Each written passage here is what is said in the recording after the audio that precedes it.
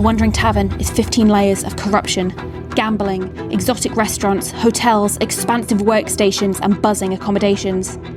Amongst these are 23 unique locations that range from lavish establishments down to the city's seedy underbelly. I've got detailed battle maps of the entire floating metropolis. As the sun sets, shadowy forms seep from dark corners to materialise throughout the Wandering Tavern. Luckily, I was able to collect scathing testimonies from over 30 NPC patrons and staff, and even the lingering spirits of the deceased. The Wandering Tavern, available now at hatdebuilder.com, and use promo code POD for 10% off your order.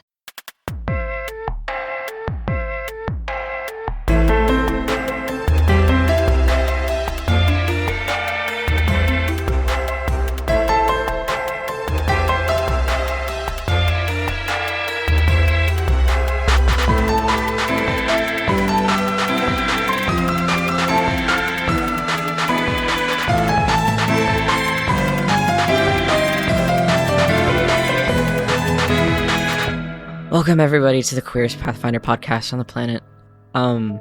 Today we actually don't have a hard question. I'm sorry, I kind of tricked you guys into thinking that I had one. I have some bad news for you guys, and I wanted to break it here to you and to everyone else who's listening. This is serious. Okay. And, did Joe Biden drop out of the campaign? No. Okay, He's still there. But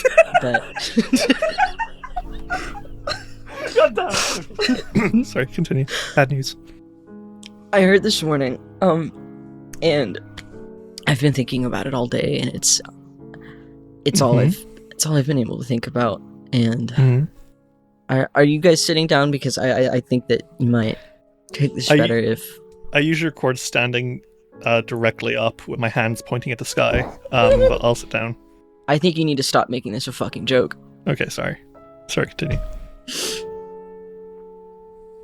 I know this is gonna affect you guys more than it affected me, because I know I was a friend, but I knew that you guys hung out more, especially you, Luna. But I can't. I'm gonna be sick. Baby Tree Raiser dead at 63. Not Baby Tree Raiser! What the fuck? Our dear friend Baby Tree Raiser? The They baby found him this form of morning. the demon lord of pollution? 7:12 a.m. They found him in West Connecticut. What was Baby Tree Raiser doing in West Connecticut? That's so far from home. He had an accident. It was 6 times over the legal limit, and he plowed straight into that truck. Why? Luna, I didn't know you and Baby Tree Raiser were that close. No, I know you guys I went didn't out know bowling either. a lot.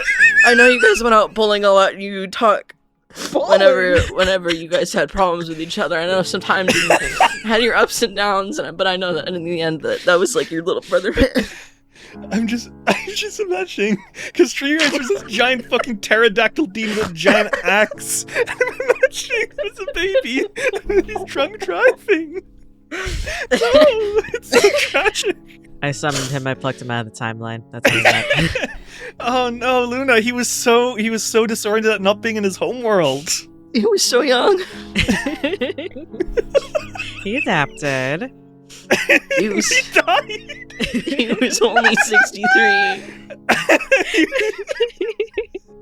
What size was Baby Tree Raiser? Was he like baby sized, or was he No, like he was size a large. giant? Oh, he was size large. Yeah, that's still baby size compared to like the actual Tree Raiser. Yeah. This is Baby even Tree Raiser. This is even funnier with the bit that is always cut out of episodes, but I will always, like, randomly around the dungeon, I do, like, because Tree Raiser is, like, the strongest monster in Pathfinder. He's, like, this giant pterodactyl demon. He's a god of pollution. He is, like, trapped in the south of the elven nation of Fionin. And I will just randomly drop his token around the map and wait for the others to, like, find him. And I always cut it out.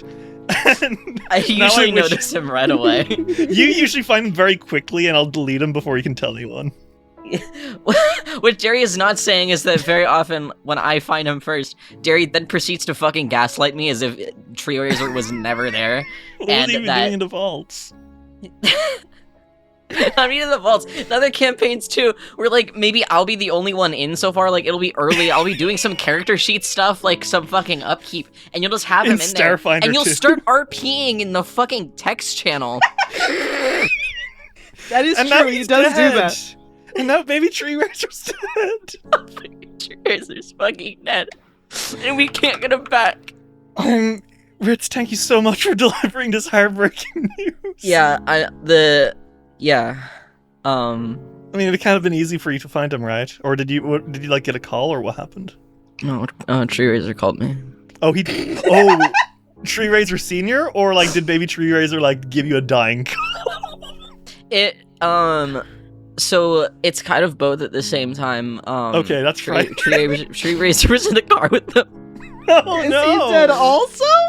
Why? Yeah, but the Okay, weird well, we thing, don't care. okay, so Fuck that it's guy. kind of like a baby Looney Tunes situation where they're like kind of the same person. It's like I think it was like asexual mitosis that they Okay. gave It's like birth. it's like Godzilla and baby Godzilla. Yeah, exactly. But Tree Razor had more HP. Shut the fuck up! He survived the head-on collision with that he cement did truck. better on his save. Harry, what are you guys gonna do to honor baby Tree Razor's memory? I'm gonna kill myself. That's what he would have wanted. Good lord. I will also be killing Ritz. It is what he would have wanted. I don't even know, man. I don't know. What's his favorite offering? You should know. You should know. The genuine distraught in their voice. Oh man, baby Tree He was Razor. yours. It was like when you were like, Derry, can I like do the hard question this time? I was like, yeah, man, I'm really excited to see what question you bring to the table. do you regret letting me? Yeah, you said I'd regret it, and I do. I've never Great. regretted something more. What the fuck? If I hadn't, baby Tree Razor would still be alive. Exactly. Do we want to fucking play Pathfinder? Please, God. When we last left our adventurers in the Abomination vaults, the Fogfen Few retreated to the floor beneath the arena after a terrifying encounter with Calidio Haravax, the Grave Knight cousin of Belcora herself. After making their way down, they discovered the laboratory, which had been apparently defaced by graffiti. After spending some time wandering deeper in, they heard a strange music coming from deeper within. And when they put their ears to... and soon after, uncovered a dissection chamber filled with terrible oozes looking to devour them. After fighting off the monsters, they continued deeper into the dungeon and found themselves in the most unusual of locations. A tavern calling itself the Warped Brew Tavern, situated deep within the laboratory, 6 stories underground. Among the Urdafan, Kobold, and many Morlocks present, you came across a most unusual group. A band calling themselves Shadow Malice, who unceremoniously challenged all of you to a battle of the bands, taking great offense to you having a name that sounded even remotely like a band. And so, the Fogfen Few find themselves on the stage of a tavern deep underground in the middle of an evil flesh-warping laboratory. And fellas, would we like to hop into character? Yeah. Okay. So, Fiore, Alrik, and Silk. The 3 of you stand on the stage of the Warped Brew Tavern, facing off against a Zulgat, a Haringar, a Ratfolk, and a Caligny. As these 4 punks look at you menacingly, the 3 of you kind of exchange looks and glance out over the eagerly cheering and eagerly drunk crowd. As you are standing here, the leader of the band, the ratfolk Rita, she points and grins and says, "You want to challenge us, then? So let's get to it. We'll each face off one by one with one of my band members versus one of you. Then we perform as 2 groups, mine and then yours. And then we let the crowd tell us who's the best overall. How's that sound, everybody?" And the entire tavern cheers out the names. Shadow Malice, Shadow Malice. Unfortunately, it seems you guys might be the underdogs here. Not least because these guys seem to be really well used to performing in a, again, tavern deep underground filled with Morlocks. This maybe is not your comfort zone. Not in So, particular. You know? How is everyone doing? That's my question. I think that Silk is maybe a little excited. He's rusty on his preferred instrument, which he's about to learn is not his preferred instrument. But I feel like he's got the mentality of, oh, I'll show them class. I think Fiore is just kind of like, oh dear God. Alrik is having a time. Oh. Yeah. He has never performed in front of a crowd. The only time that he unintentionally and very much did not think about it, last time he did that, it was the graveyard. And the second someone mentioned it, he was like, "Oh, you heard that." So he's not looking forward to this at all, huh? No. Oh. It is unfortunately looking like they're not going to take no for an answer. And I think you see Gulzash, the Zulgat, the dinosaur guy, he kind of leans over to Lita here, and you hear him whispering, and I think you guys, he's not really hiding, but he does like say, "And boss, if we beat them, what do we do?" And she's like, "Obviously we fucking kill them. Blood sports. It's like, they'll get us such notoriety in the Darklands." And he's like, "Such notoriety." And she points and says, "Okay, Fogfen freaks, are you guys ready to see what a real band looks like?" Oh, gosh. Sure. I guess we can see what you count as music. Oh, I think all of them look very surprised by that. They want to And shit talk Silk and shit talk. Nox the Caligny, human with pale skin and like wraps all over their body. They like throw up their iconic double middle fingers and say, "Fuck you, we're really good at music." And Kragala, the Herringar drummer, with their cool Liberty spikes, say, "All right, if we want to kick their asses, why don't we kick their asses? Let's go, let's team up." And each of you are going to be paired off with a member of Shadow Malice as Rita kind of like watches. So first we're going to be pairing Silk off with Nox, the Caligny. They kind of glance over at you, nod, and says, "So what's your name, kid?" Oh, kid. My name is Silk. What's yours? "I already said my name, it's Nox, 2 middle fingers." I'm sorry. Fiore, Kragala, the Herringar, they're very butch. She's very butch for what it's worth. She waddles up to you, she looks you up and down, and she goes onto the floor and says, "What was your name, Fiore?" Fiore. "Why? Picked it. Why? Why do you add a weird little accenty thing at the end, a fancy accenty thing?" I wanted to. Fiore's better, I think. You should call yourself Fiore. No. Okay, suit yourself. I will. And she says, "For what it's worth, I picked Kragala as well." Awesome. And you both shake hands, trans rights. Alrik, have you ever seen a Zulgat before? Has Alrik? Oh God, I don't know. Has he? Probably not. You probably have heard of them, but if you've not met it, like if you've not seen a Zulgat before, you've definitely not smelled one before. Yeah. As he comes over, this like weird, fishy stench slowly overwhelms you, and you're like, oh my god. And Gulzash here, with his exceptionally impressive mandolin, I will point out. It is a nice mandolin. He kind of like grunts and looks you up and down and says, "You actually know how to play an instrument, then?" Yes. Okay. I look forward to crushing you. With my vicious mosh attack. And as you can see, he does have an attack called Mosh. That is so awesome. He does have an ability called Mosh, and I love him very much. I love that. Would you guys believe me if I said that this particular encounter was one of the main reasons I wanted to run Abomination Vaults? I believe you. I believe it. This rules.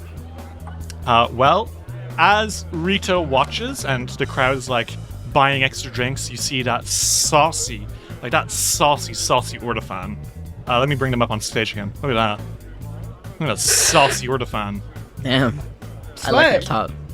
Yeah, that saucy Ordofan is like pouring everyone drinks. Looks like business is good today. Rita points and says, "Okay, everyone, let's show these posers what's what! Let's go, everyone!" And, everyone, we're gonna roll initiative. Okay. Okay. Top of the order is gonna be Alrik versus Gulzash. So, Alrik, you take out your lute. Gulzash takes out his mandolin, and he strums his fingers over those weird metal strings and kind of grins and says, "All right, let's see who can play better." For what it's worth, he has a stench suppression ability. He is not using it. Okay. He is being a cunt. So, the way this is going to work is you are going to be performing, obviously, but you can each also make a skill check that would otherwise define the way that you perform. So, like, for example, if you were playing really heavy, you could roll Intimidation. If you were playing more beautifully, you could play with maybe some, like, Diplomacy, maybe? I don't know. If you can justify how you're playing it like that, then that's how we'll do it, right? Mm-hmm. As long as you can justify it, I will allow any skill check. And performance is fine too. Okay.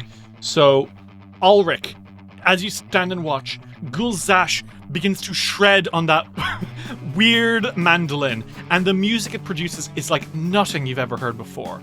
This reptilian Hulk is really going at it, his fingers gliding over the strings like butterflies in the wind. And as he kind of bobs his head along as well, his like frill is like bouncing a little bit. It is impressive in its own right. And as the end of his solo comes along, he's looking towards you. So what do you do?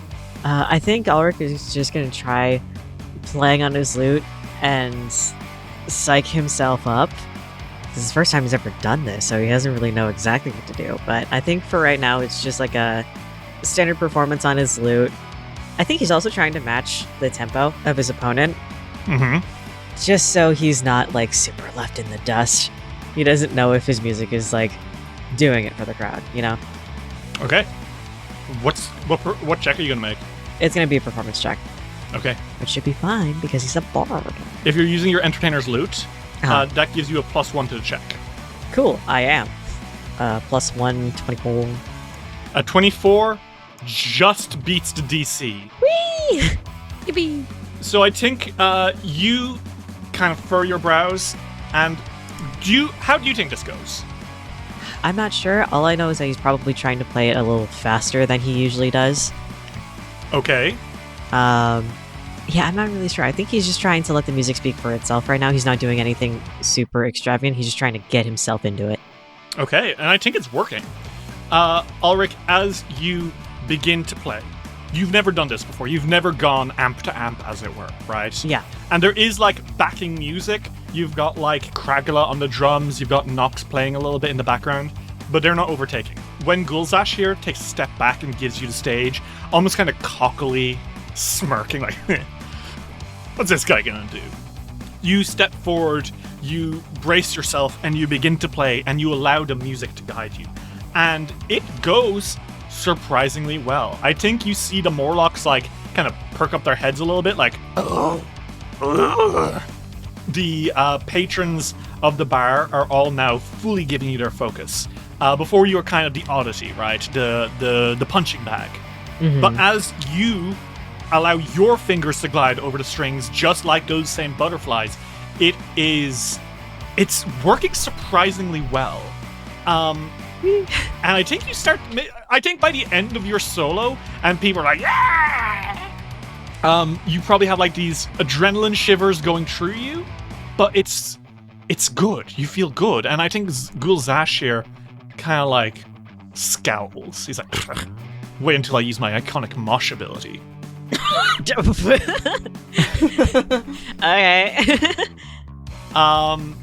So that's a success. Very good. Next in order, Rita kind of looks around and she snarls and she points to Nox. And Nox kind of looks at you, Silk, non-binarily, and steps onto the stage with their massive tailbow. And they kind of gesture for you to come up with them. You're playing on the piano, right? The pianoforte, but it is in fact a piano instead of a pianoforte. It's definitely also a weird piano. Like the one that they have here on the stage is like smaller than you're used to. Mm-hmm. It doesn't have like the stuff you would expect it to have. It's weird, and the music it makes is almost more electric somehow.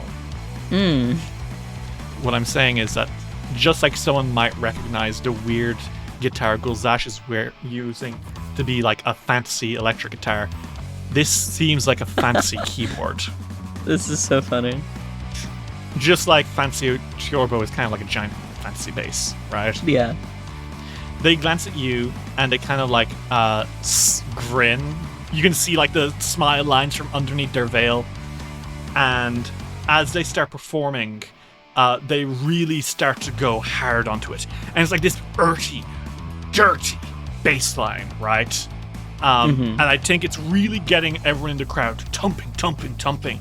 And you feel it like in your intestines, like that kind of deep bass. And as Nox continues, at the very end, you see, oh fuck, they are playing with their middle finger. What? That's pretty good. Pretty good. And Silk, as they kind of like drag back, and you see like the light spells that are like making the spotlight shift to point down on you, it's your turn with this weird version of the piano. What do you do? It's been a while since he's played any piano adjacent instrument. But he liked to entertain when he was younger, and he remembers kind of how to play one. But he remembers only how to play certain songs. So I think he does, in fact. I'm gonna try to roll society. But he plays a fucking parlor song. Okay, but even as you play this parlor song, and like the others kind of will shift their music to accompany you,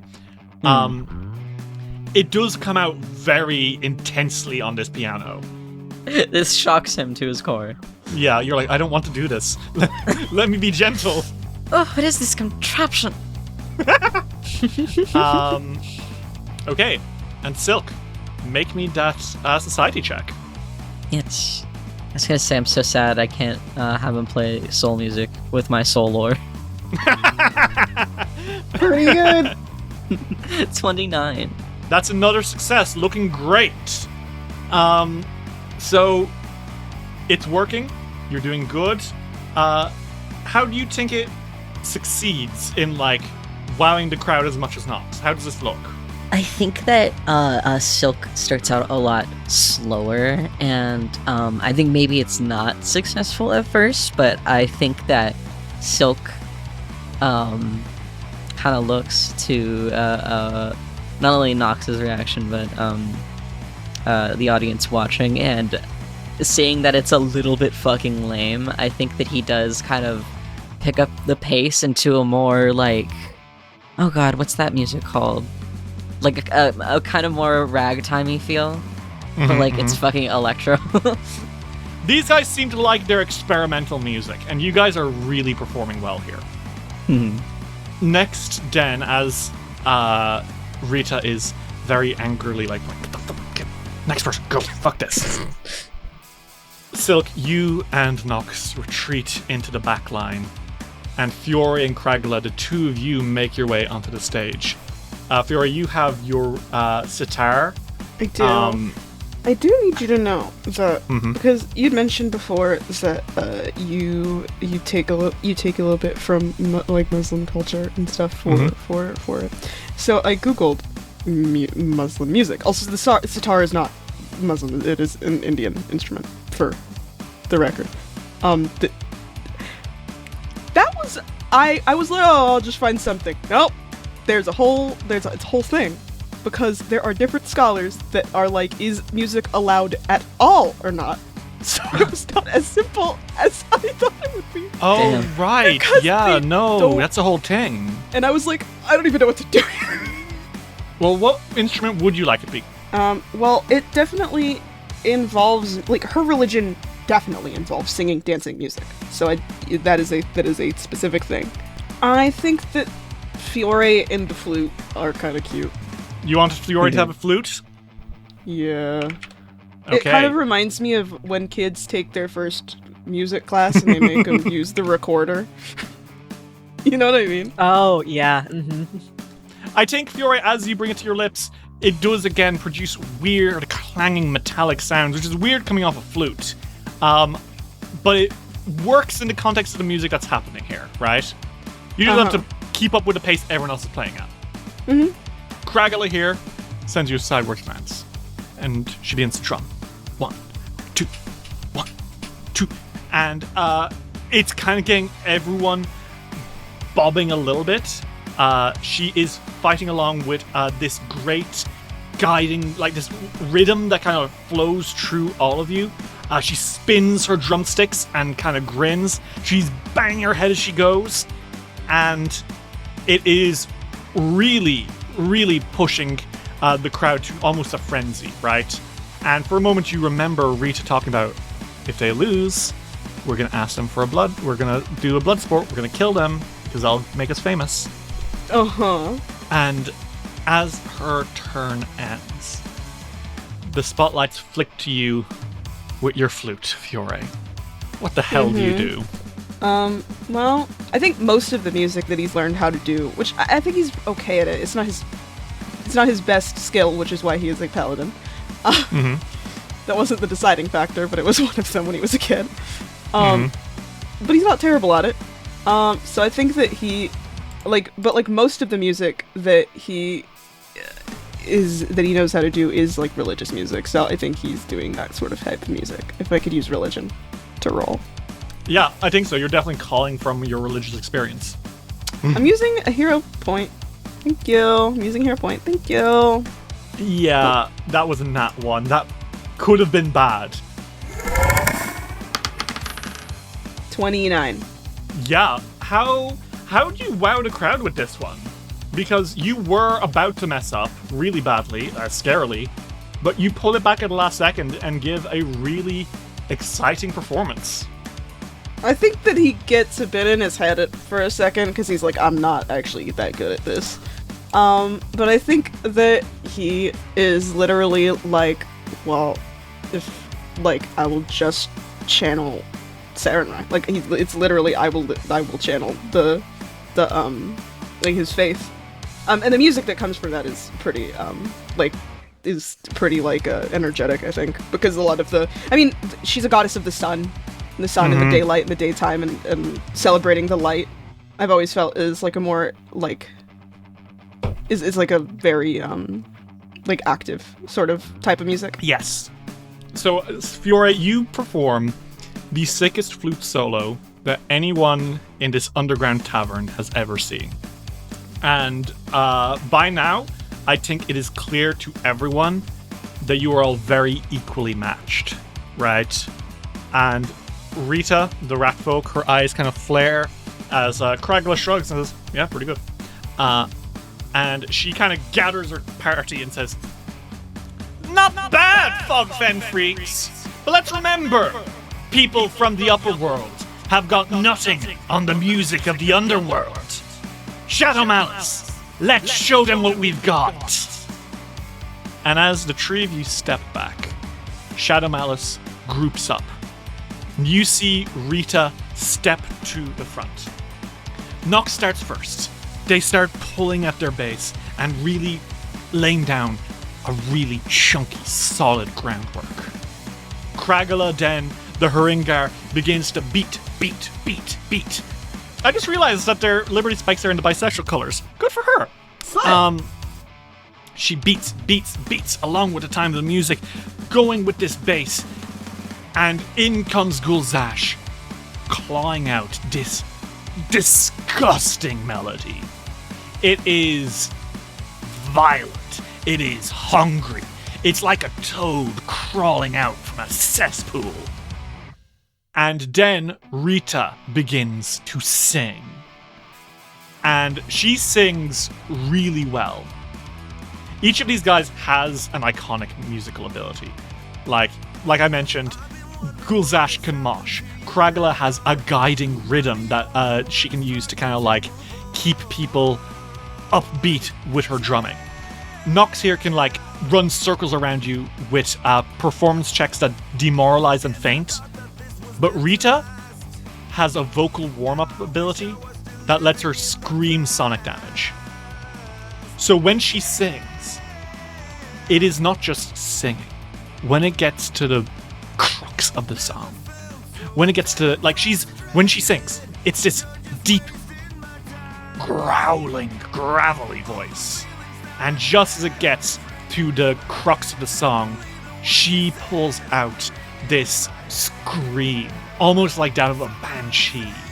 And it is discordant, it is unpleasant, and it is so good. And now, as the spotlights turn off of her onto you, we're going to enter the final round. Oh, we're fucked. Well, you all succeeded on your first check. So the way this is going to work, you're going to need to nominate a lead performer. That lead performer will have to sing as well as do music.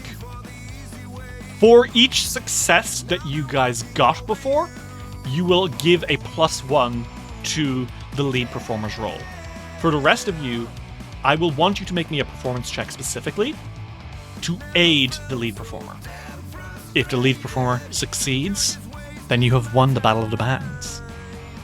If the lead performer fails, blood sport. So, my question is, Fogfen Few, who are you nominating as your lead performer? Alrik. Yup. As if there was ever a question, right? As if. No. Smile. No. We're nominating Borbo. I also nominate Borbo. He's just a little ding. The three of you exchange a glance at each other. You have a few moments to like verbally communicate this, but Alrik, this is scary for you, right? This is frightening.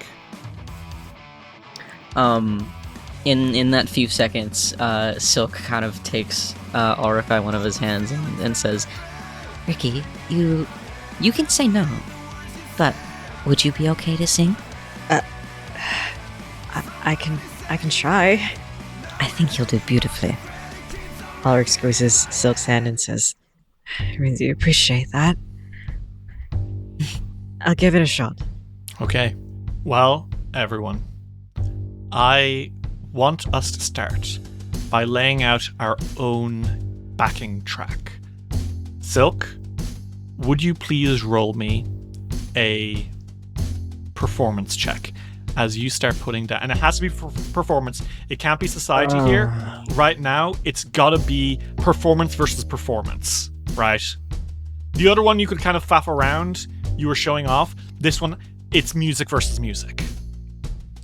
So you're going to make me a performance check to aid. we're fucked. My performance is too. You have the Kalen key. You can use the Kalen key. I'd like to use the Kalen key. Slipping into your back pocket, Silk, as you hesitantly bring your fingers to the keys, another key appears.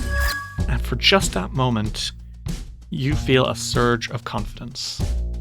And beginner's luck will give you a bonus to this check. You will roll twice and take the better of the two results. And you will also treat your level as your proficiency level as equal to your level. So you'll add 7 to this. Okay. So roll this twice, add 7, take the higher result. 7 to my +2. Yeah, so a +9 total. Okay. Okay, so Well- 13 plus 9. So 22? Yes. Well, it's a good thing you used the Kalen key, because I'm seeing a nat 1 there. And if you had been left to your own devices, you would have actually brought Alric's performance down. Yeah. Holy shit. Oh my god. But no, you push forward. That is a success to aid. Alrik, that is another +1 on this check. Okay. Normally, aid is not cumulative, I believe, but in this particular case, it's how it's working, right? It says any number of other heroes can aid in this check. Fiore, as you come in, you lay down the melody, following Silk's lead and fluting away. Yeah. And it's pretty good. Like, this weird electric piano and flute mix is putting down something good. Obviously, Alrik is strumming as well, and it's making something maybe not quite as rock and roll as these guys. I want to say it's a little more bardcore, Yeah. but it's working nice. Mm-hmm. Fiore, would you like to roll me that that performance check? I would like to roll a +3, yes. You might succeed. It doesn't matter as long as you don't critically fail, which it's not easy to do. Holy shit! 22? Fiore, that's a fucking... You got a 19! That's a success! Oh my god. Fiore, even though you are feeling nervous too, you know that the most nervous of you is Alrik. And you lay down that music. And we see Shadow Malice kind of staring. This isn't good. They're decent at this. Are we about to get shown up? And Alrik, you're already playing. You're already strumming. Let's calculate the bonus you have to this roll. Because we had 3 successes during the individual round, and then 2 more successes on these aid checks, meaning you have a +5 to your roll. Alrik, would you roll me a performance and add 5? You can still fail this. It's not a low DC. Yeah. But with the power of your friends, you might do this. Okay. Oh my god.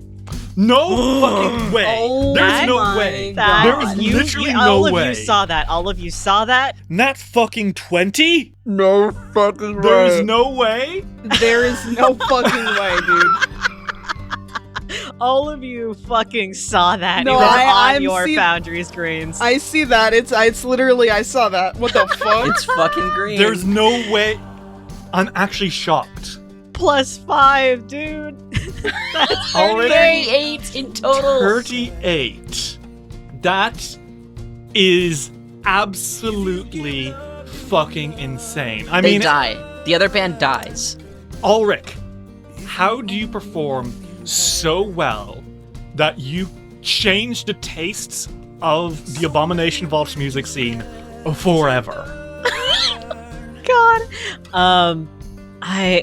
Holy shit. I don't think Alrik is thinking about the crowd right now. I think they're just centered in the moment, remembering what Silk has said to them, just keeping those words close. They have their friends backing them. Everything is fine. Don't look at the crowd. And then they just play. They just start singing, start playing. Keep open ears for what both Silk and Fiore are doing and just improvising. Despite how intensely strange these instruments are, you do the impossible and you make it yours. And the crowd is just awestruck. And I think you only come to, Alrik, when the Morlocks are like on their feet, punching the air and shouting, Fogfen Few! Fogfen Few! Fogfen Few! The little kobold is screaming and throwing their hands into the air. You see the Urdefan, even like this, that saucy Urdefan is like staring at you, mouth agape. They've stopped pouring drinks. I think you see they're pouring like too much into a cup. It's spilling everywhere. And Shadow Malice in front of you. Rita is looking at you, and she drops to her knees. And she says, ain't no fucking way. You're the prophesized ones. What? What? I don't know, there's gotta be a prophecy about some shit like this, right? There's no way. What the fuck?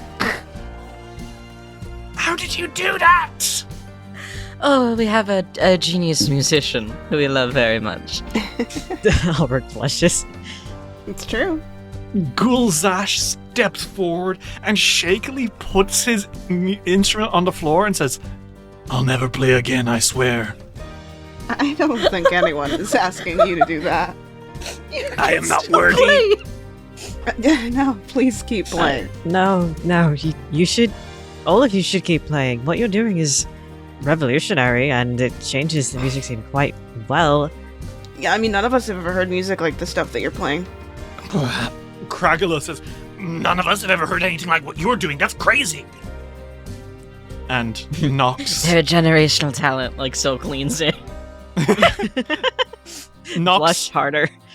looks at you guys, looks back at their hands, and they slowly curl their middle fingers away. Me too, man. And I think Rita turns to the crowd and says, our new fucking overlords, the Fogfen Few! And the crowd cheers, and the saucy Urdefan says, free drinks on the house! And you have won.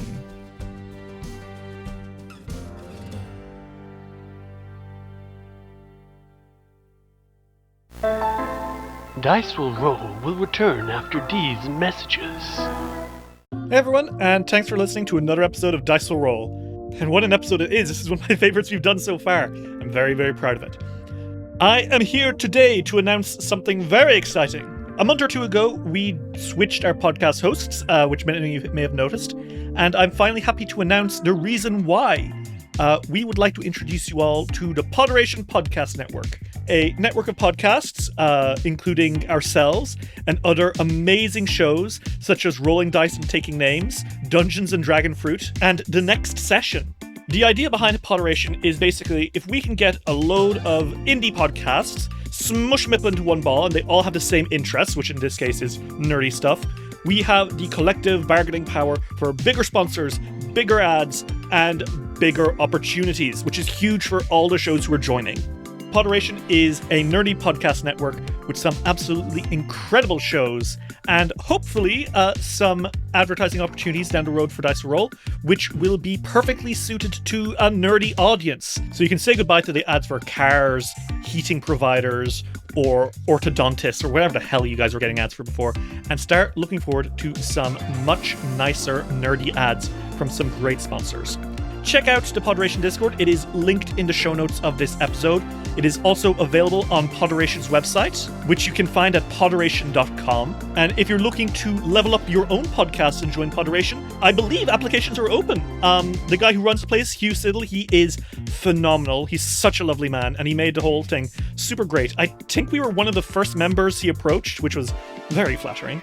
And honestly, the whole thing is fantastic. If you are looking to find a few new great podcasts, or if you are looking to get your own podcast promoted, or hell, if you're looking to advertise your products, go check out Podderation and see what you can do. Thank you all very much. Enjoy the rest of this episode, and as always, schneep it schnolling. I mean, keep it rolling. We now return to Dice Will Roll. How are you guys doing? Maybe Fiore is like, oh my goodness. I think Silk's in, that's my fucking boyfriend mode. I think that Silk is giddy over how fucking good Alrik was, and I think he's honestly fanboying a little bit. Alrik, I think, is still pretty awestruck at the performance that they all put on. He didn't expect them to like the thing that he did that much, but I don't know. I think he's just stunned. He's happy, but he's genuinely just like, I did that? Oh. For what it's worth, these guys are pretty intent on you guys taking some sort of reward. So, Alrik, you have a choice of coda instruments. So, your options here are, you can take Gulzash's guitar, which is a trickster's mandolin. It will let you cast illusory disguise, item facade, ventriloquism, invisibility, illusory creature, phantom prism, sculpt sound. Like, it really would let you do a load of great stuff in that regard, right? On top of that, you have the Drums of War from Kragala, which basically it is a handheld snare drum adorned with garish scenes of battle and triumph. And when you play it, you can do all sorts of battle magic. So stuff like Force Barrage, Sure Strike, Spiritual Weapon, Sound Burst, Heroism, Haste, all that stuff, right? Okay. Rita herself, she didn't use it much, but she has a set of Pipes of Compulsion, a pair of panpipes, which are very good at making people do what you demand. Almost like some kind of pied player of some sort. I don't know. I don't know what that is. Me neither. And then for that very, very juicy bass guitar, as it were, you would have the Bass of Turmoil, which allows you to just wreak havoc on them, like, physically. You can make them deaf, you can shatter doors open with it, you can paralyze them, you know. It's an interesting set of items, and you've won one of them. And if you refuse, then they'll almost certainly instead demand that they be allowed to help somehow, and they could upgrade your Entertainer's Lute from the current version it is into the 8th level version, unlocking more spells you can cast with the Entertainer's Lute. Ooh. Shit. Some good options here, huh? Yeah. I wasn't going to give you all these options, except you got a nat 20, and now they've gotta. Oh, man. Okay. These are all really good. Like, I think Alrik will always be a guitarist at heart, but, like, these are all really good. Yeah, I mean, like, you can dabble in other instruments. Yeah. Like, you can take out, like, you can use the lute most of the time, and then when you're like, hey, I want to, like, cast a spell of go fuck yourself, you pull out your big fuck off drum kit. I think the drums. I think Alrik's actually going to go for the drums. It's really, it's funny because Alrik doesn't like the drums all that much, but it's good. It's a good item. I mean, the Drums of War have some pretty nice stuff. Also, while playing the drums, you have a +5 to your speed. Mm-hmm. So, like, as you're like, bum bum bum bum bum bum bum. I think maybe Kragala, while you were watching Kragala, you were like, oh shit, I could do stuff with that. And she has other drums. She has like a whole kit of them. So you're like eyeing up her Drums of War, and she's like, here, take it. Look, I've got my own stuff. If you're able to do that on a lute, I want to see what you can do on drums, you know? Get some percussion out there into the dungeon. That I will. And they have some nice spells. I'm sorry. They're yeah. You've got Haste, you've got Heroism, you got Spiritual Weapon, you got Sound Burst. Oh, it's good. It's fantastic. Yeah. Alrik's journey to capture as many coda instruments as possible. Gotta catch them all. Gotta catch them all, baby. Alrik's relic weapons. Oh my god, this is his relic weapon grind. Well, That's you, Alrik. Great work. And Shadow Malice kind of like disperse, and they're gonna kind of like hang out around Warped Brew. And you guys are free to go talk to people. There's like I said, Shadow Malice are here. There's a bunch of Morlocks. There's that saucy Urban. There's the Kobold. That's little Kobold who's like at the bar, very giddily still clapping. And there are doors. You have the door that you came through, the double doors that led back into the laboratory. You've got a single set of doors to the south. There's a door backstage. And there is a door behind the bar, behind the saucy Ordofan. What do you guys do? Well, first of all, I think Silk is all over Alrik, but I think that Silk says to both Fiore and Alrik, Why don't we just stay for one drink? A little celebration. I don't mind. Besides, I don't really think it's every day that we find friendly faces. Or generally friendly faces. Especially down here. Yeah, why not? I kind of do want to talk to the saucy Ordofan. Yeah, you want to talk to the saucy Ordofan? Yeah. Okay, go for it. Go chat them up. Silk is like, I'll get us a drink. I'll be right back. So, Silk, you slither up to that saucy Ordofan. They are, they're very dashing, right? Ordofans are not known for being handsome. Like I said, they are basically, skeletons surrounded, like, you know those like dummies you'll see for like testing out knives and stuff. Yeah, ballistic gel dummies. Yeah, they look like they're made of ballistic gel. This is basically a person made of ballistic gel. You can see their skeleton underneath. They've got red eyes, sharp teeth, but they are dressed so cuntily. They are. Silk really appreciates that. They've got like short hair that's pretty well manicured or pretty well combed. They've got like a little corset and a black coat over it that goes to like just above the hip. Lots of gold, lots of black. They look great. And the Ordofan kind of leans over the table and says, "So, Mr. Big Shot Surface Dweller, what can I get you?" I'm not the big shot. How about 3 drinks for me and my friends? Okay, well, let's see what I can get you.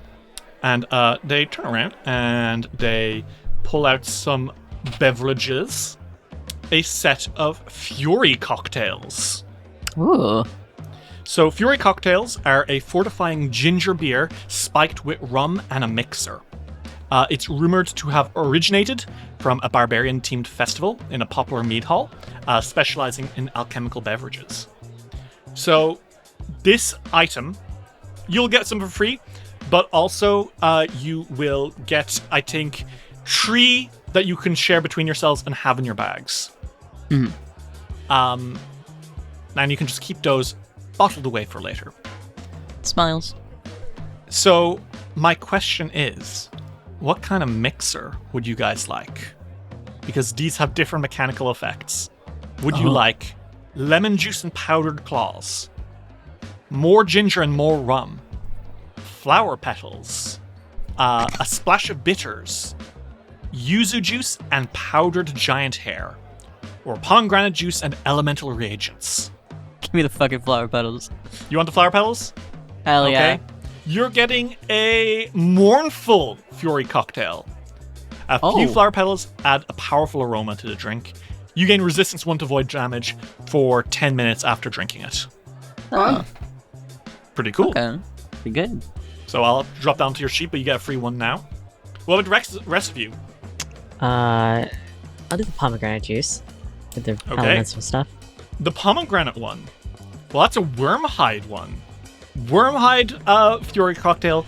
Pomegranate juice and elemental reagents are added to the cocktail. You gain resistance 1 to acid, cold, electricity, fire, and poison damage. Not too shabby, huh? Yeah. And what about you, Fiore? Yuzu juice, maybe. You want the yuzu juice? Okay. Fiore, that is that is the Titanic Fiore cocktail. If you are medium, you become large 1, clumsy 1, and you increase your reach by 5 feet. Okay. Fiore gets a drink that makes him big. The three of you get these great drinks and a little bit of something to bring later. And Silk, you're still at the bar, right? Yeah, he goes to deliver the drinks like a good little barmaid. But I think he does come back. Okay. And the Urdefan looks at you and says, "Back for more already?" I actually was interested in asking you something. Ask away, my friend. You've certainly earned it. It's not often I see someone with, let's say, similar tastes and looking good. Who are you wearing? Oh, this is all homemade. I made it myself. Shut up. No, I won't. I'm quite proud of it. Everyone back home in the Darklands dresses so drably. I make all my own clothes. I can tell they're far better than anything you can get on the surface from what I know. Thank you. So what brings surface dwellers to the vaults? Research, let's say. We're interested in, let's say, escaping the place. Is that so? You know I'm gonna have to report this to Jafaki, right? Do you? I'm just fucking around. I don't work for him. I don't You're work for right. him. This place is kind of the one place people in the vaults are able to go to get away from that bastard. Really? Oh yes. Ostensibly he rules the whole floor, but he spends so much time out doing his little experiments with his friends that we are kind of given the run of the place. I'm not from here originally, clearly. I came up from the Darklands. But when I saw we needed a little bit of something to entertain the people here, because the Morlocks are from here, I used some of my connections, brought some people in. It was great before the collapse. The collapse? Oh, yes. Well, I want to say about 2.5 years ago, there was a cave-in. Our route out of here, back into the Darklands, has been cut off. Oh, how did that happen? Shit architecture. The place wasn't fully finished at that point. Technically, the floor beneath us is the last proper floor of the vaults. Everything below, they never finished making it. It's unfinished. Yes, but it's locked off now, so the floor below is the final floor of the vaults. Interesting. We'd love to go home to the Darklands. You can imagine 2 years stuck here is less than ideal.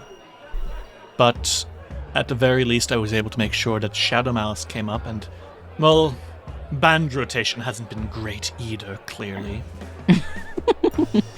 Well, I'm happy at least taste lives on down here.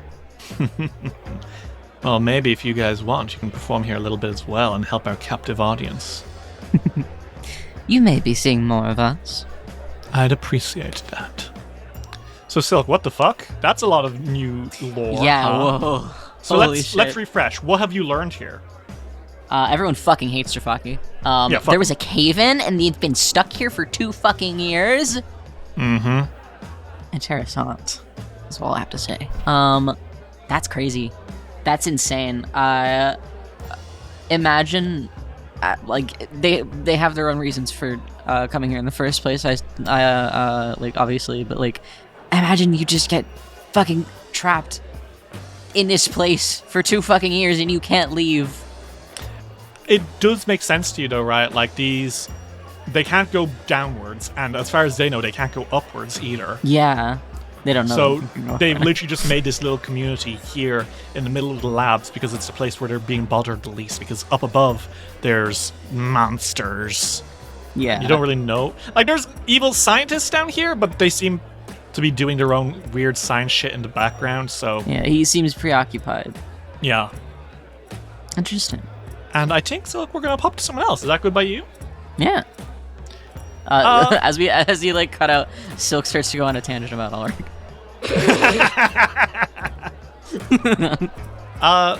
Fiore, who would you like to talk to? Because there's a load of Morlocks. They do look a little different to the Morlocks that were on the floors above. I think he's curious about that. There's also that little kobold, the one who has like a weird, I want to say your first instinct is that they're a Cambion, maybe? Like a weird fieriness to them. They seem pretty giddy to be here. Okay. Well, and then, of course, there's Shadow Malice. I think I could talk to the kobold. He's curious about how these people got here. Mm-hmm. Fiore, you make your way up to the bar, and you plop right next to that kobold. And the kobold kind of looks at you, eyes kind of wide, very bright blue eyes. Ah. 2 large horns coming from the top of their head. They have an apron, and they're kind of like looking up at you, almost like starstruck as you approach. Mm-hmm. But you feel a feeling in your blood. Uh-huh. And that feeling is, oh fuck, that's a devil. Like a devil? Yeah, like as you get closer, you are like, oh, maybe they're like a Cambion. They've got little wings. But like as you get closer, no, that's not the feeling you get from like a Cambion. You've seen Cambions before. You've never seen anything like this. You are feeling the raw power of the devil coming from this little guy.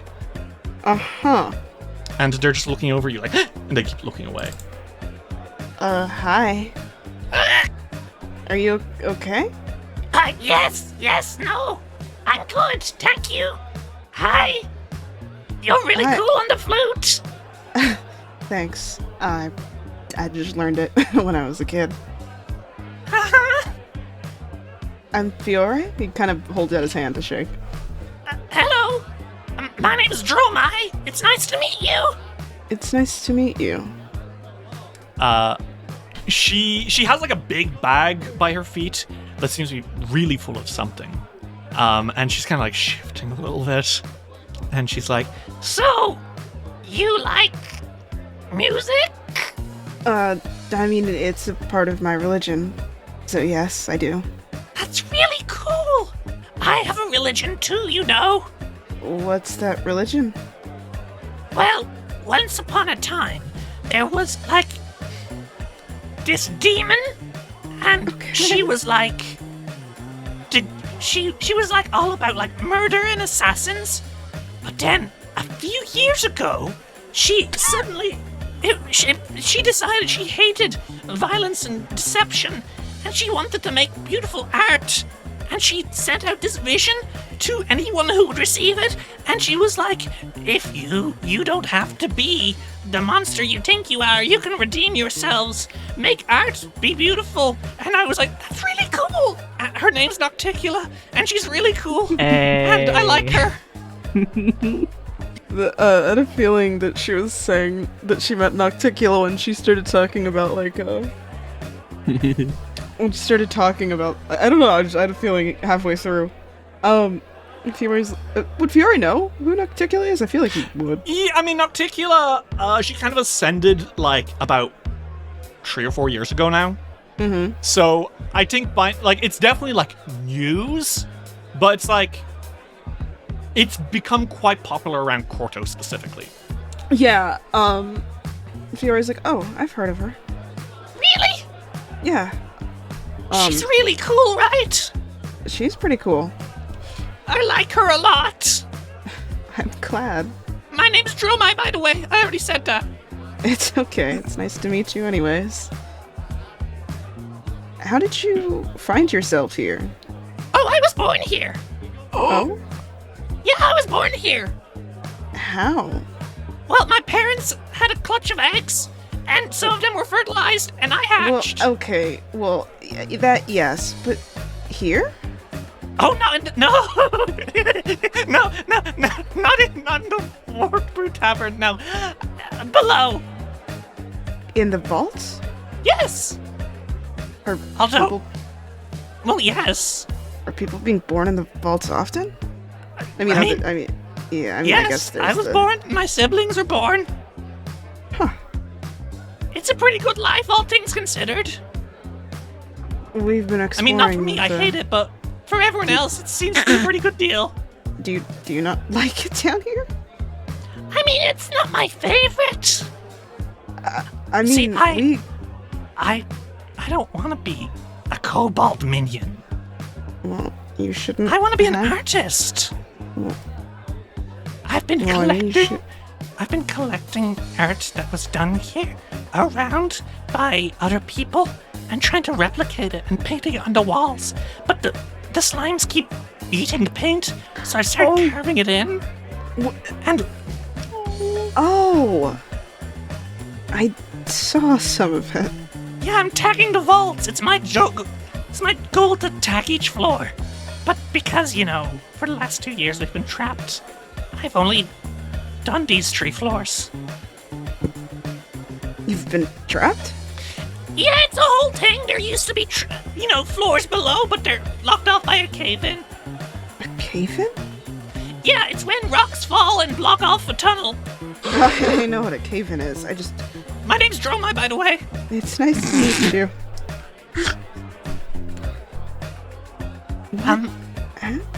But yeah, I want to do it. My clan doesn't really approve. They're like, you're a Hellscale, you should be staying here and doing your job as a minion. And I'm like, but I don't want to be a minion. I don't want to live my whole life on the prison. I want to go out. I want to draw these beautiful arcane remarks. And she pulls up a sketchbook where she has drawn several very rude pictures, including a prototype of the giant phallus that's carved outside. Fucking love her. You get the feeling that Dromai does not know what it is. Well, I think you should just do what you want. I don't think you should have to listen to just what your clan says. Well, it's not just my clan. Oh? I mean, it's the clan ruler. The clan... Who's that? That's the devils. The devils? Yeah. Oh. Oh, I should make it clear. Okay, so my clan is the Hellscale clan. Once upon a time, in the distant time before time, the time before the vaults, we were called the Stonescale Kobolds, and we ruled a nearby town. But we were sent away by treacherous adventurers, and we retreated deeper and deeper into the vaults. When you say a treacherous adventure, do you know what these adventurers, do you know who they were at all? Yeah, so from what I understand, it was like the grandkid of another adventurer or something. Oh. Do you remember a name or appearance, or have you been told? I mean, I wasn't there, but Oh, I think been told. the murderous Menhims, I think. What? The Menhims? Well, yeah, I mean, the murderer, it was one guy, but, well, he had a whole group of people, and they routed us from our new town, which we were in charge of. But yeah, Oh my that's where we are. goodness. Oh. And we basically dug a tunnel back into, because, we have the thing, the ghost walk. We're not allowed to go through it because we're alive, but we were able to tunnel into the vaults from beneath the town. Oh. Yeah, we got back Okay. in, and it was pretty good. We didn't want to be... There was the wretched wordman above, and we didn't like him, so we just went back under. Yeah. But here's the thing about kobolds. We don't Yeah. really like fighting for ourselves. We're not that strong. But you know what we are? Uh-huh. Metamagically mutagenic. That's the word. When we are raised around, creatures of great power, like a dragon, or a fae, or a wizard, any eggs that are hatched around these sources of power, create kobolds who are stronger, like me. And basically, the Stonescale kobolds, we went back in, and, well, we swore fealty to the prison floor, and the devils that rule it. I see. Because the floor below, it's full of devils. It's a replication of hell itself. Oh, great. That's awesome. Fiore, you heard about the devil floor before. Uh-huh. From your friend Corlock, the soldier devil, the Vordine. Remember him? Uh-huh. The Roy, that guy. Yes, I do remember that guy. I do. He How could we told you forget? about the hell floor. He told you that a lawyer devil, basically, by the name of Uraven, was once the ruler here of like a legion of devils under Belcorra's command. But when Belcorra died, the contracts were all voided except for his. And they all left.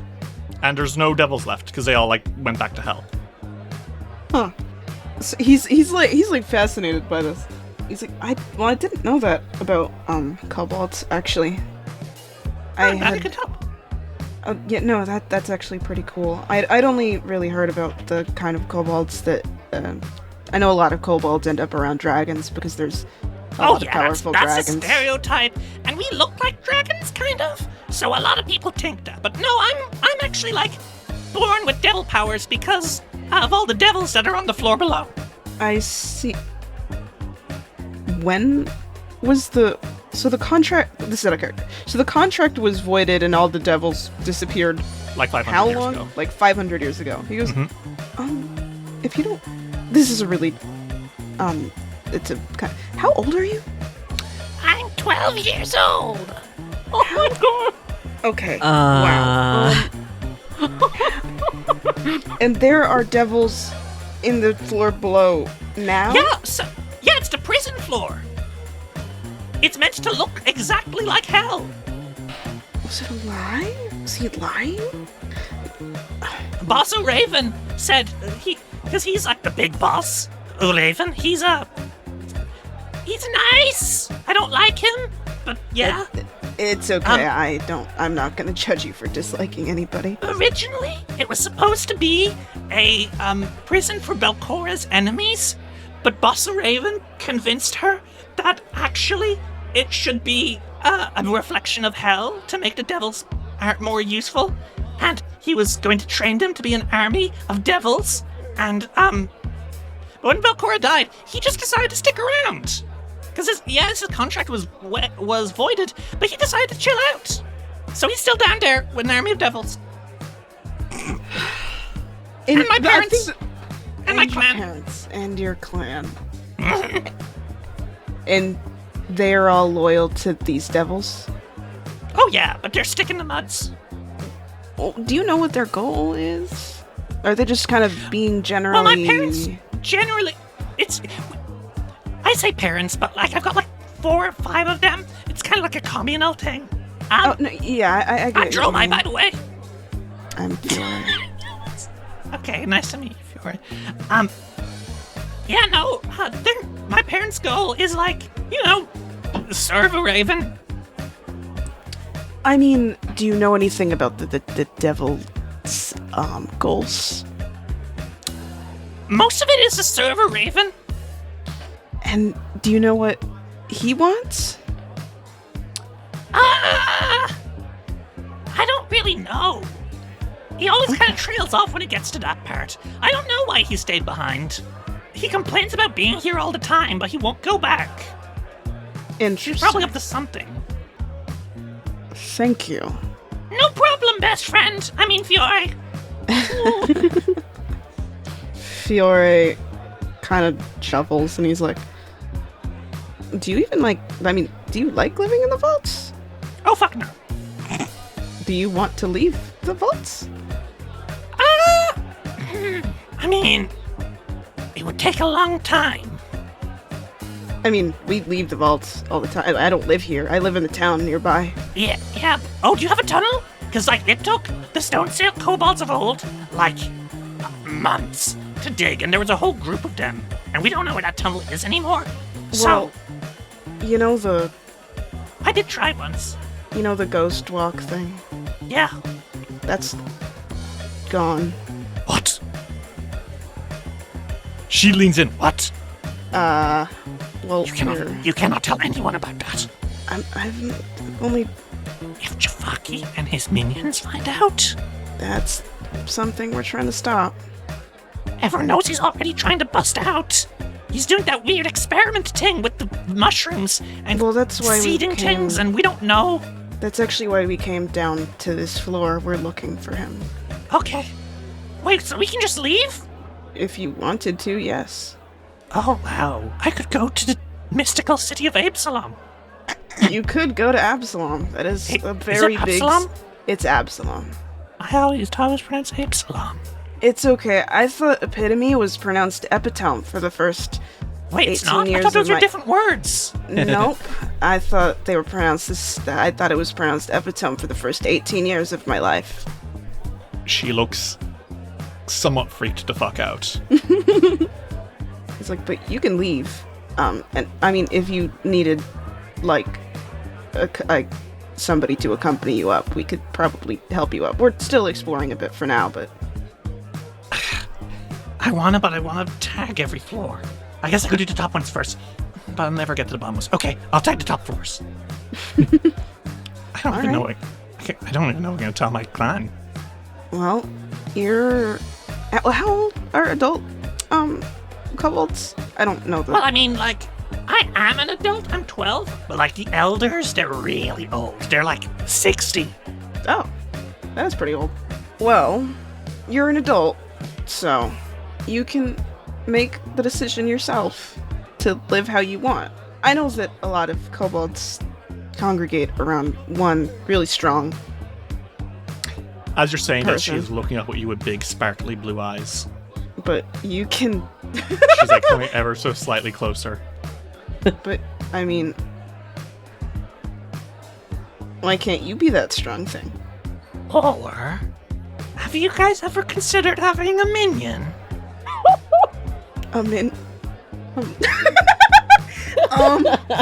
Well, I wouldn't really consider anyone a minion, that way.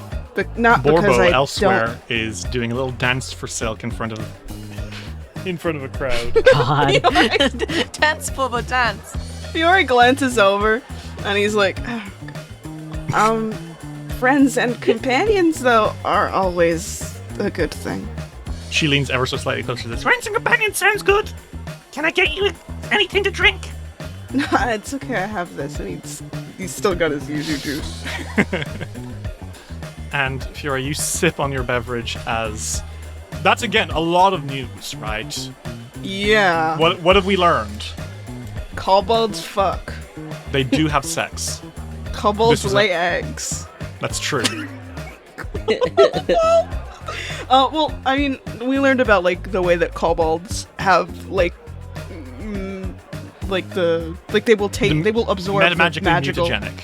Yeah, they will absorb the magic, like, from the nearest, I guess, like, strongest magical being, and sort of, like, take on those traits. Fiore now understands why he felt like he was literally just a devil, because he was like, that's very much a kobold.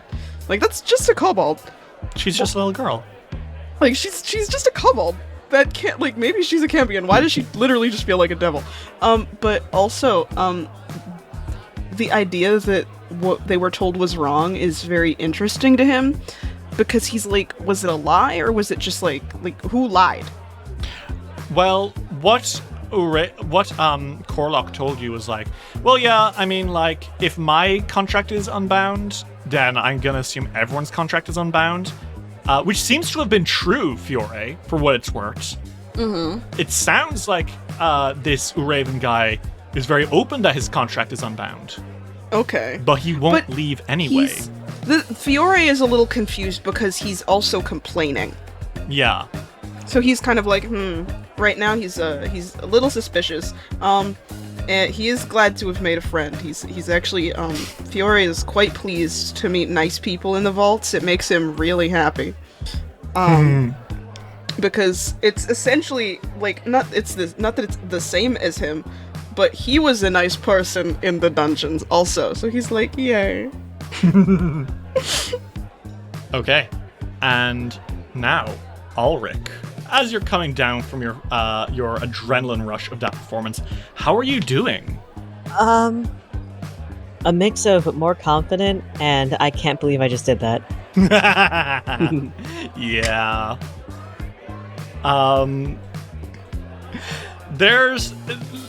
You have been introduced by Silk to his new best friend, Lalazanx. And you see that Fiore is chatting away to that little kobold. But you now have the option to talk to either the Morlocks, who are now kind of like all... You see they seem to be like around a table, a group of them hushily talking to each other. Looks like they're playing cards. And then, of course, there's Shadow Malice, if you want to talk more to them. Whoever you feel you might be able to get some more interesting information from. I don't know, maybe the Morlocks? Okay. You want to slink up to those guys? Those freaky little men? Yeah. Okay. You make your way towards them. And I think as you approach, the Morlocks are like, yeah! Alrik! Yeah! And like they're immediately pouring you out like a drink.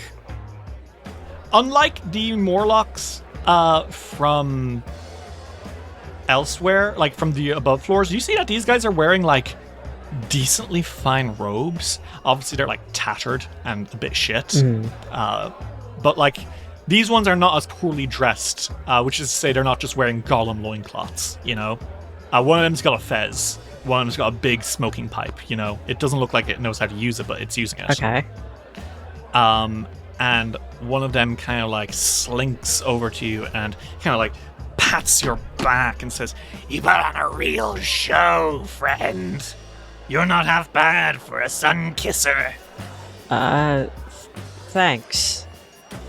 You want to join us for a round of Golem? Spelled Golem, not Gollum for copyright reasons. It's a card game. Do you know how to play Golem? I can't say I do. Well, we don't either. We mostly just make it up. Okay. Do you wanna gamble with us? And you see the gambling pot right now is 15 gold coins, 181 silver, a gold toot, a perfectly fossilized tuna, Whoop. Okay. and what appears to be a jar of spit. Oh my god. All this can be yours if you win big. Sure. I'll play. Why not?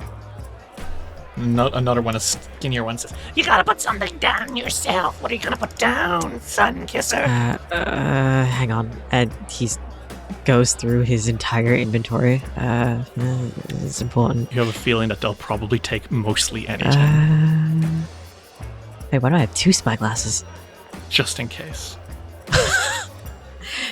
Well, he puts one of the spyglasses down. The other, oh, yeah. And they're like jumping up and down a little bit in their chairs, you know. Yeah. And you guys gamble together.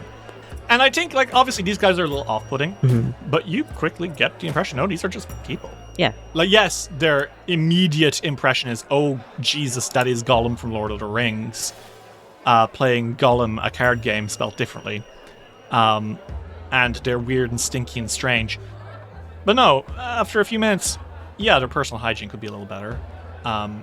But you get the feeling that's because of who these people are as people, not because, like, they're monsters, you know? I think the word monster never really crosses your mind. These are people. I think you learn from the conversation that these are the descendants of human facilitators from a mix of the floors. Some of the original servants who worked in the arena. One of them boasts loudly that his ancestor was a gladiator. You got some researchers. You've got some prison guards. They seem pretty content with their lives. They didn't really like it, from what it sounds like. They didn't really like it before the Warped Brew Tavern became a thing. But that's largely because they didn't like Jafaki, and we'll get into that in a second. But Alrik, I want you to roll me a check that has to do with your with gambling, and you can tell me which check it is. If you can justify it. I'm gonna say perception to look at any tells. Oh, I like that a lot. Okay, sure. Roll me perception. Okay. Alrik, you glance over at them. You glance back at your hands. These guys are so fucking bad at this fake version of Gollum that they've devised. Gollum is a card game from Golarion. These guys are not playing Gollum. They explained the rules. The rules are bad. You've immediately spotted all their tells. It's not hard. So as the round ends, they all go "Ah!" as you claim the pot.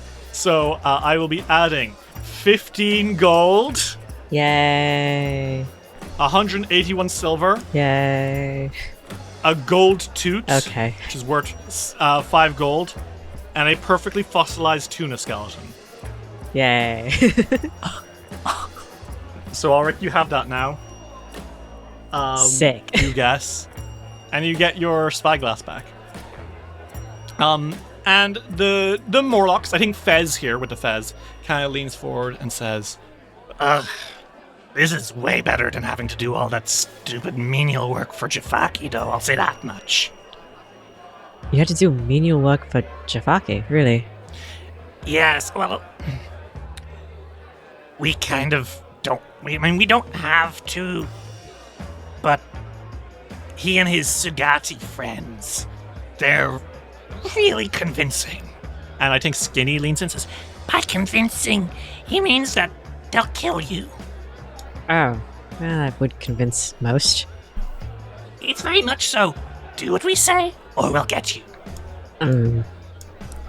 I think, Shoes, we'll call him Shoes, because he's got a proper pair of shoes on. They're still somehow in good condition, and he keeps kicking them onto the table to make sure everyone can see his cool shoes. He's like, He's kind of become withdrawn, though, recently. Him and his friends aren't patrolling as much. For the last 2-3 years, I think. They've been really into their pet project. A pet project, you say? Mm-hmm. and Skinny leans and says, Don't go fucking filling his ears with nonsense. It's just a rumor. and Shoes leans and says, No, it's not. I've seen how it's working. and Fez turns to you and says, Jafaki has long wanted to invade the surface. Just attack the people up top, indiscriminately. Some people say that it was even his goal back when Belcora was around. He only played along because she was funding him and giving him bodies to work with. For the 500 years since, though, he's been trying to come up with ways to bypass the Ghost Walk and get his armies of flesh warps up to the surface. And about a few years ago now, he started honing in on something. They're trying to grow flesh warps, like mushrooms, sprouting through the earth like mycelium. We don't know if it's working, but if there's any flesh warps up above, like on higher levels, that means the plan's working out great.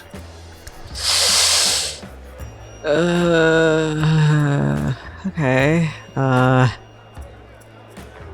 So. I see. Well. More or less. For the last few centuries, the Sugatis have just been trying to come up with new flesh warps, and Javaki's been trying to find a way to grow them, like plants, budding through the soil onto higher floors. But recently it looks like it's really making some progress. So maybe he'll actually do it, who knows? Progress, you say? Mm-hmm. It's why we've been able to slink away into the Warped Brew so much. They're not really patrolling as much as they used to. They're so invested in their experimentation that they're not really, doing the old jobs, checking if the Ghost Walk has miraculously fallen, putting us to work, using us for flesh. It's actually quite nice, really. You could really come to like living down here. You don't say. So you're saying that he's probably nearly finished with his experiments then? I mean, we have no way of knowing. The only way that we would know is if the flesh orb started to appear above, but we're down here, so we don't know. Right. Did he have like a... I know you said that he's slunked away and is more or less very secluded, but do you know where he would have secluded himself, or the places that he always frequented? Probably in the main lab. And from here, where would that be? You'd kind of want to go to the east, and you wind through a couple of corridors. This floor is very maze-like. You could probably go through the testing arena. It's like the arena above, but for experiments. Yeah, if you went down south to the testing arena, you could probably go to the south there, but I don't necessarily think it's worth it, because the doors to the main lab are heavily magically locked whenever he's in there. He's quite the paranoid little freak, to be honest. Now, the only people who have access are the other big researchers who I think have keys, but you need to go find them for it. And I assume they're scattered around this floor as well? I mean, the researchers are wherever. Like I said, if you go down to the testing arena, you might find some. They're always down there with their new little weird freaks. I see.